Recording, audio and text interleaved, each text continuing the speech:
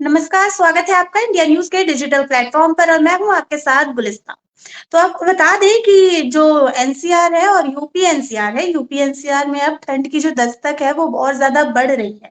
अब देश के जो अलग-अलग हिस्सों में मौसम का जो मिज़ाज है वो बदलता दिख रहा है। कहीं पे जो है बहुत ज़्यादा कई जगहों पे बारिश दिख रही है, कई जगहों पे ठंड हो रही है और कई जगहों पे बर्फबारी भी देखी जा रही है। पहाड़ी इलाके जो है उन पे बर्फबारी देखी जा रही है और उस बर्फबारी की वजह से जो है कई इलाकों में क्योंकि पहाड़ी इलाकों में बर्फबारी हो रही है, उसकी वजह से कई इलाकों में ठंड की कड़ाके की ठंड की अब दस्तक हो चुकी है। आपको बता दें कि मौसम विभाग की माने तो राजधानी में और एनसीआर में आने वाले दिनों में तापमान की गिरावट देखी जा सकती है। वहीं अगर हम 23 नवंबर की बात करें तो तापमान जो है वो 10 डिग्री सेल्सियस पहुँचने की संभावना जताई जा रही है।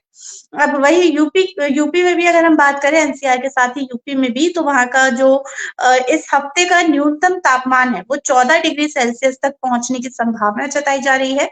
बता दें कि वायु प्रदूषण में भी लोगों को परेशानियाँ बन चुकी है। वायु प्रदूषण है वो भी लगातार वैसे ही बना हुआ है, वो भी अभी सामान्य से ऊपर बढ़ चुका है और उसके साथ ही प्रदूषण में भी ज़्यादा दिक्कतें देखने को मिल रही हैं। अब उत्तर प्रदेश में दिसंबर का महीना जैसे-जैसे नज़दीक आ रहा है, वैसे-वैसे ठंड भी बढ़ने लगी है। दिन के वक़्त राज्य में जहाँ धूप देखने को मिल रही है, वहीं तड़के, सुबह और रात के वक़्त हल्की ठंड देखने को मिल रही है।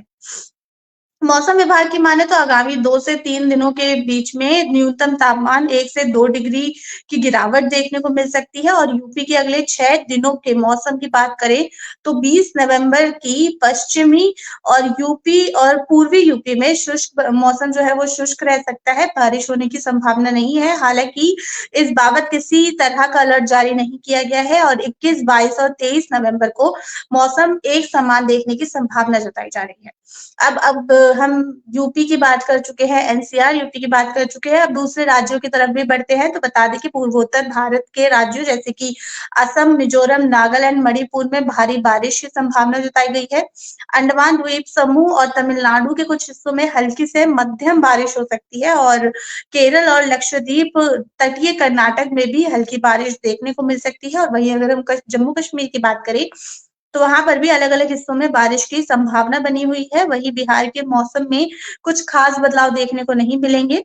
सुबह और रात के वक़्त कोहरा देखने को मिलेगा बिहार में और दिन के वक़्त वही धूप देखने को मिल सकती है और ये कारण यहाँ के मौसम जो है, वहाँ का मौसम अभी भी सुहावना बना हुआ है। अब जैसे कि हमने बात करी कि सुबह और शाम का जो मौसम है, वो ठंडा बना रहेगा। जैसे कि पहले एनसीआर में हुआ करता था कि ठंडा मौसम सिर्फ़ सुबह और शाम का हुआ करता था। अब वो वही वही सेम जो मौसम है वो बिहार का बताया जा रहा है।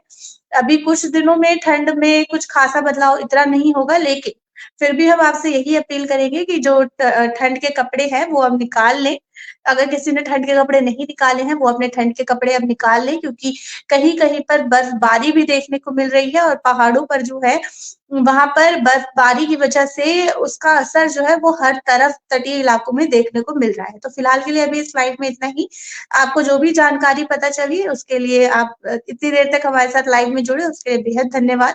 फिलहाल के लिए इतना ही और भी अपडेट्स के लिए जुड़े रहें इंडिया न्यूज़ के डिजिटल प्लेटफ़ॉर्म के साथ। मुझे दीजिए इजाज़त। धन्यवाद।